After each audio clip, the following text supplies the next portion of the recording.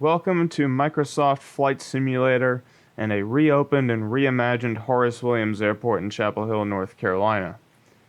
In this video, we're going to talk about the infrastructure available at the airport, improvements and changes that can be made to the facility, obstacle clearance over the development to the east side of the airport called Aura Chapel Hill, and traffic pattern and noise abatement procedures.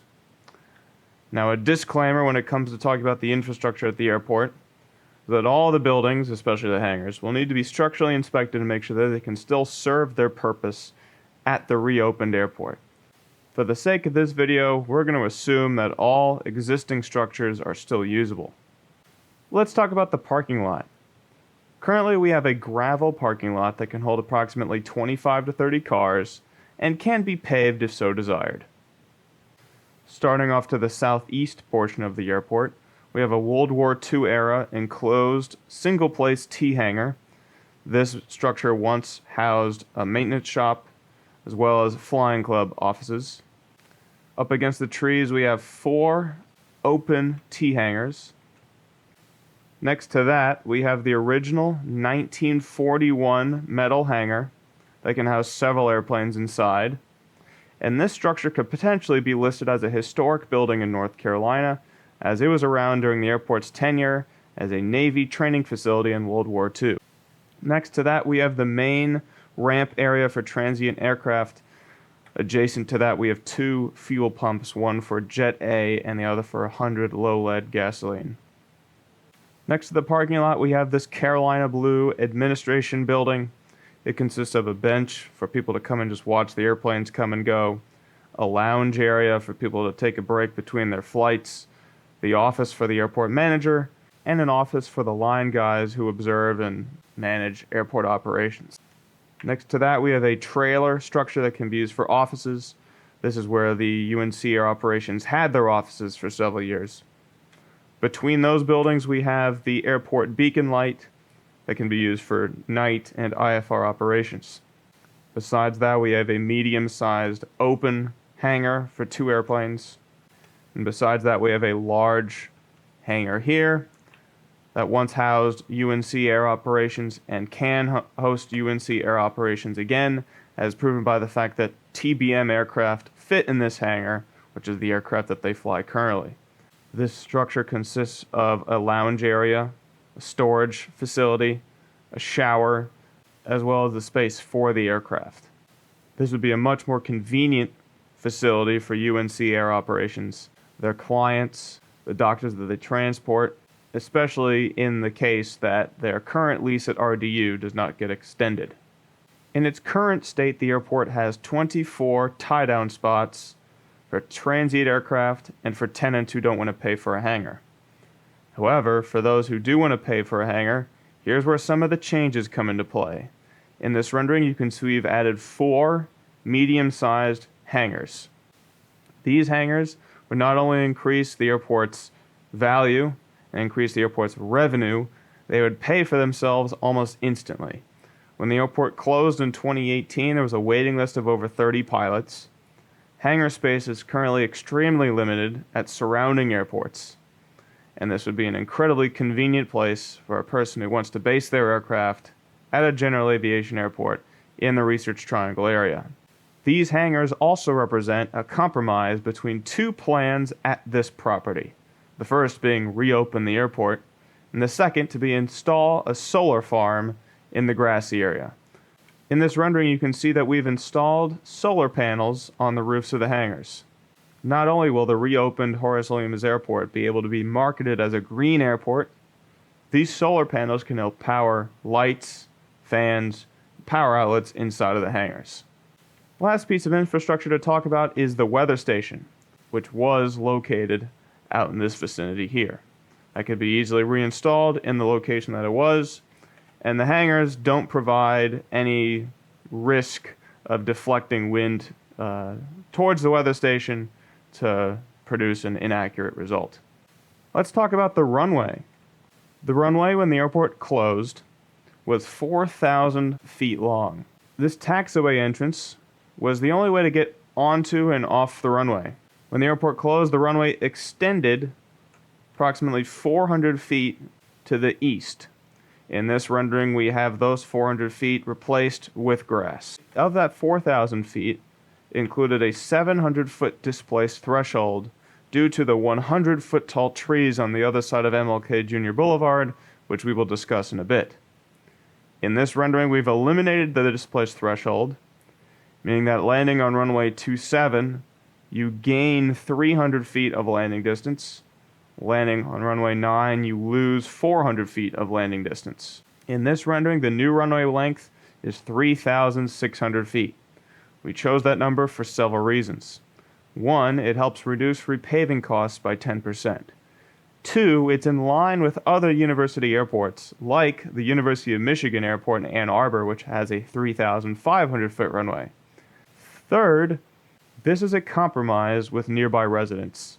When the runway was extended from 3,500 feet to 4,000 feet in 1990, that extension brought about lots of controversy, as the extension of the runway brought up with it the possibility of larger, louder airplanes. By reducing the runway by 10%, we're telling our nearby communities that we care about them, we care about their quality of life, and we are reducing the possibility and capability of larger, louder airplanes coming into this airport. It also conveniently puts the eastern end of the runway perfectly in line with the existing taxiway entrance. Speaking of taxiways, this rendering also includes a parallel taxiway. There are several advantages to a parallel taxiway. First, it makes the runway more efficient. Second, it makes the runway safer, because if you have someone landing on runway 27, in order to park, they have to do a 180-degree maneuver on the runway, back taxi down the runway, so you have an airplane on the runway for longer periods of time, and increasing the possibility of a runway incursion. Not only does it make the runway safer and more efficient, but it also makes the runway quieter. This residential area on the bottom of the screen was built in the early 90s, and some of those houses are a mere 500 feet from the runway. Previously, if the wind favored runway 9, an airplane would have to enter the runway from the east side, taxi down the runway, and do a tight 180-degree maneuver on the west end of the runway to get into position for takeoff. That maneuver requires lots of power to turn the airplane around on a tight, not very wide surface, and that maneuver creates lots of noise. By introducing a parallel taxiway, the airplanes can quietly taxi along, with a conventional entrance onto the runway, and take off and get out of there. So you're reducing the noise in half for these residents, because they only have to deal with the takeoff noise, not the turnaround noise and then the takeoff noise. Let's talk about this new development, Aura Chapel Hill, as modeled here in the flight simulator. Looking at the blueprint plans for the structures, all the buildings will be approximately 50 feet tall. For comparison, the trees that used to be here were 100 feet tall. This is partly why we can eliminate the displaced threshold on the new 3,600-foot runway. For airplanes landing on runway 27, this will be the view coming over Aura Chapel Hill. We're on a 4-degree glide slope, which is what the glide slope was previously, and you can see that the center line of the runway actually does not put airplanes directly over any buildings, which is good. Let's talk about obstacle clearance over this development for landing aircraft. Prior to 2018 and the airport's closure, this is what the obstacle clearance profile looked like for aircraft landing on runway 27. With the 700-foot displaced threshold, the 1,000-foot marks, aka our touchdown zone, were 1,390 feet from the end of the runway. On a 4-degree glide slope, we go past a 1,100-foot runoff area, plot a 60-foot tall trees, MLK Jr. Boulevard, and the 100-foot tall trees. Now, this diagram is to scale. What you can also notice is there is a slight downhill gradient from the touchdown zone, which is approximately 495 feet above sea level. The closest tree is 470 feet, and the trees at the back of the property are 460 feet. On a 4-degree glide slope, we clear the closest tree by 120 feet, and the tree at the back of the property by 185 feet. At our reopened airport, this is our obstacle clearance profile. Now that we push our threshold 300 feet back from the end of the runway to the 1,000-foot marks is 1,090 feet, although the touchdown zone elevation remains the same. On a 4-degree glide slope, we now clear the apartment buildings, which are half the height of the trees. We clear the closest building by 150 feet, 3 times the height of the building, and the building in the back of the property by 215 feet. This is a 30-foot increase on each end. That is approximately the wingspan of an airplane. Now here is an image of a Piper Archer flying over Aura Chapel Hill. Piper Archer is a very popular training airplane, as an airplane that would be seen commonly at an airport like Horace Williams. And in this picture, this represents the clearance that we had over the 100-foot tall trees. With that extra 30-foot buffer, we would be clearing these buildings by this amount.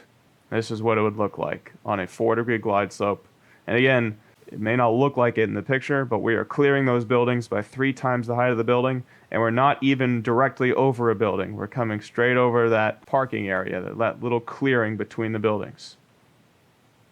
We're going to talk about noise abatement procedures, especially when it comes to the pattern. Right now we're on runway 27 in a Piper Archer. Now you notice our altimeter showing 500 feet. That is the elevation of the airport. And traffic patterns are conventionally flown at 1,000 feet above the ground. So we're going to go up to 1,500 feet.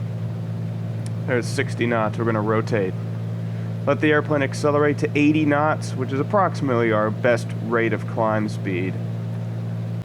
Right now we're on what's called the upwind leg. That is the leg that is straight off the runway. And the next thing we're going to do is there's going to be a right 90-degree turn onto what's called the crosswind leg. Now the crosswind leg is typically performed once you get to 700 feet above the ground, which would be 1,200 feet, right about here. Now here's the problem with doing that this way. If you look right now, we're about 700 to 800 feet above the ground. We're full power, in a turn, and we're above a neighborhood. Well, not very friendly to our neighbors. We're now back on runway 27.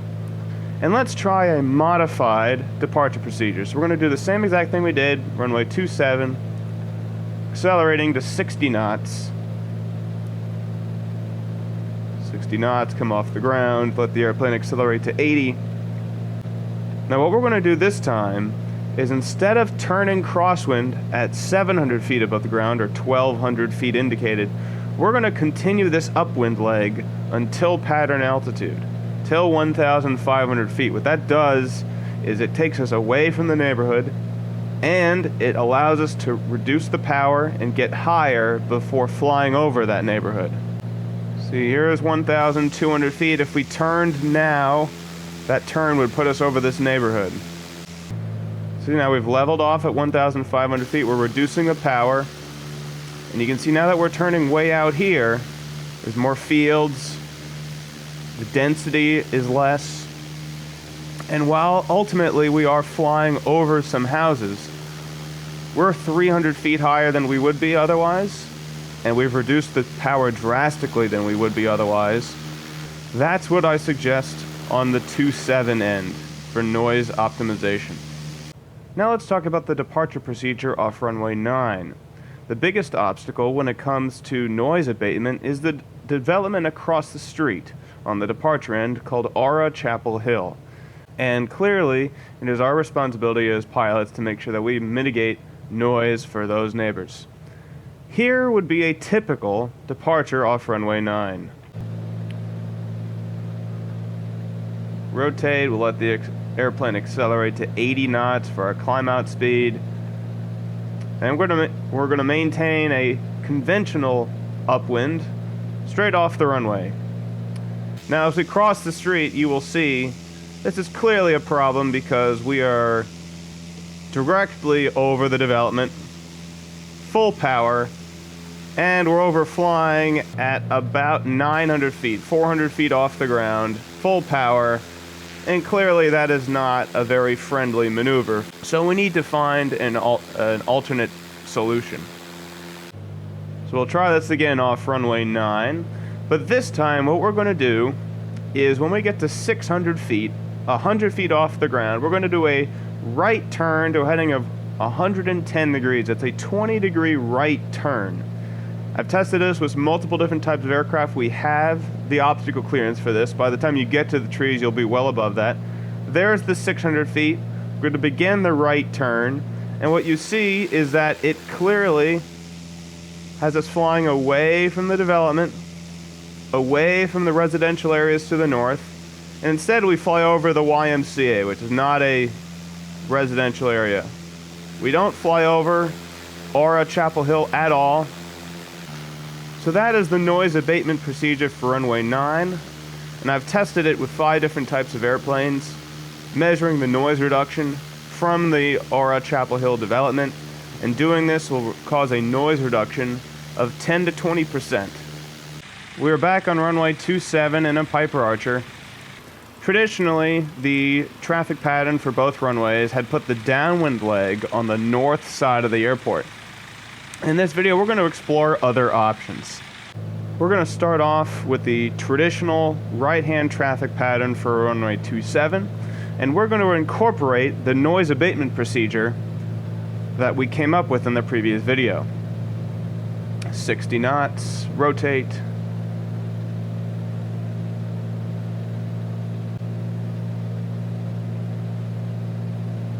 And we're going to let the airplane continue climbing on the upwind until traffic pattern altitude of 1,500 feet. Now we are leveling off the airplane. You can hear the power coming back. And now we're making our crosswind turn. You see big open fields over here.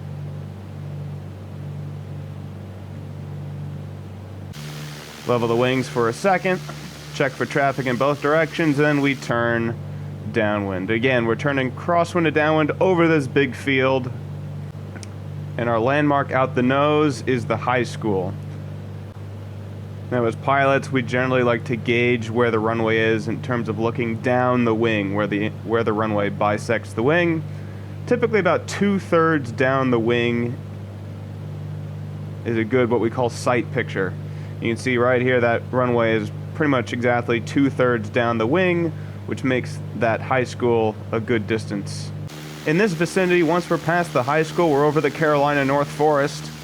Then we start approaching the residence again. The good news is, as you can hear right there, we started throttling back. Once we get a beam the far end of the runway, that's when we pull the power back, we start putting in the flaps, slowing down the airplane and beginning our descent down towards the runway.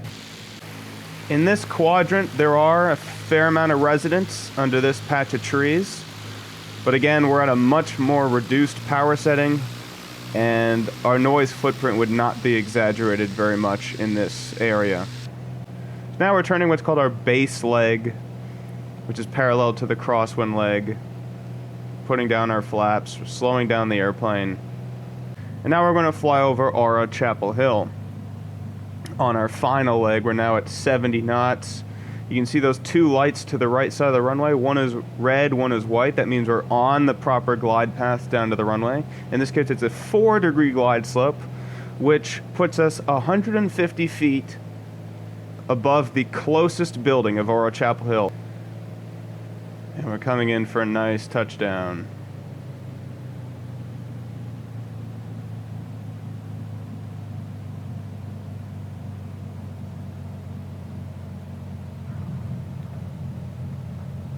That's what we call a greaser.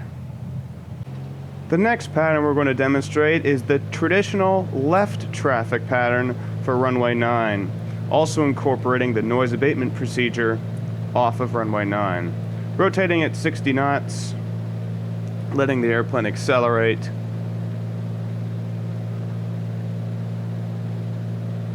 And once we get to 600 feet, we're going to start that right turn to a heading of 110 degrees. You can see the development off the left side. We're not overflying it, reducing our noise footprint by 10 to 20%, avoiding the schools. The next landmark is the lake off the left side. Once we find ourselves abeam the lake, then we'll turn left and begin our crosswind leg before we reach all the malls. 1,500 feet, lower the nose, reduce the power. And immediately the airplane becomes much quieter. Now we begin our downwind leg. And we're going to use the high school once again as our landmark of how far away to be from the runway. You can see campus just off the left wingtip, again highlighting the convenience of this airport to downtown Chapel Hill. Now the good thing about this traffic pattern is as we're flying over the high school and the neighborhood right after that, the high school is just is abeam the end of the runway, which is where we begin to power down the engine, which you can hear right there. So just before we get to the neighborhoods, we start slowing the airplane down, reducing the noise, start putting in the flaps, start our downwind to base turn. There are some houses here, but again, we have like 25% power at this point, so we're not that loud at all. From base to final, at this point there's very few developments. We're back above the Carolina North Forest. So there are pros and cons to flying on the north side of the airport. There are some developments, but we have the lake, we have the forest to help buffer the sound.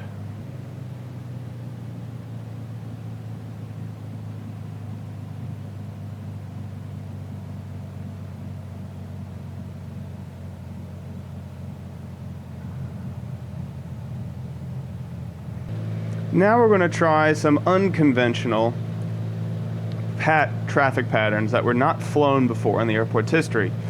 We're just taking off runway 27. We're going to do a left traffic pattern. We're still going to abide by our noise abatement procedure, so we're going to climb up to 1,500 feet before turning left. Carolina North Forest. The only people we're bothering with our noise are some hikers and the squirrels. Leveling 1,500 feet, reducing the power. And now we're turning left over a school out here. Now, if you look at a map of Chapel Hill, a satellite map of Chapel Hill, you'll see that on the south side of the airport there appear to be more residential areas, more houses than on the north side. Why would we fly over more houses? Well, if you look at who are in these houses, a lot of the houses on the south side of the airport is student housing, or housing that is rented by students. It's not permanent residents who have to live with this noise every day. There are two options. You can either have the traffic pattern for both runways on the south side, or you could split it up. For one runway, have it on the north side, on one runway, have it on the south side. That way you're distributing the noise footprint and not putting all the load on one part of the population. You can see out the right wing many more houses. You can see campus is right there. If anything, having the traffic pattern on the south side reminds people that this is indeed a university airport that is convenient to the university. We're abeam the runway, powering down one notch of flaps. Lots of houses down here, lots of apartments, but that's exactly what they are. Apartments, houses for rent. People that live here from August to May. It looks like it's more densely populated, and it is. But the politics are a little bit different. 20-year-old college students renting an apartment are not the demographic of the people that would likely complain about the noise. They're the people who are going to buy cars and modify the exhaust to make it louder anyway, so they don't mind noise. Here's another look of the approach coming over Aura Chapel Hill. We're on our glide path of 4 degrees.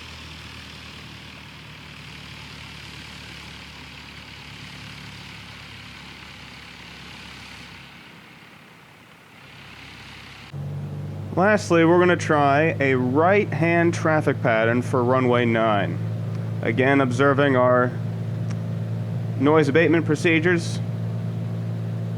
Climbing straight to 600 feet.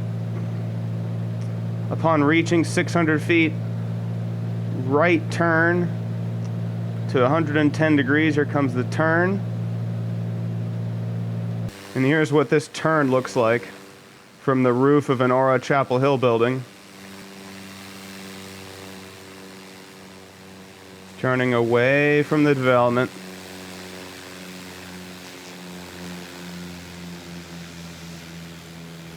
Reducing our noise footprint. Now, because this turn to the right cuts into our crosswind leg a little bit, we're just going to turn at 1,200 feet. Because of that offset, we're basically going to do one big turn from the upwind leg into the downwind leg. And there are some residents down here. You can see the apartments. Beautiful view of the airport out the right side. Beautiful view of campus out the left side. All right, there's a beam the end of the runway. But again, at this point in the traffic pattern, we've reduced our power. Instead of 50% power, we're at 25% power coming down towards the runway. On this end, we're keeping our turn inside of the school over there. And at this point, we're back over the Carolina North Forest.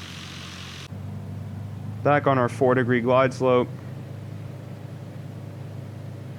And so those are the 4 options for traffic patterns at the reopened Horace Williams Airport. We can either keep the pattern as it was on the north side with some added noise abatement procedures. We can put it on the south side with the noise abatement procedures. Or we can mix and match, assign one runway to the north and assign one runway to the south.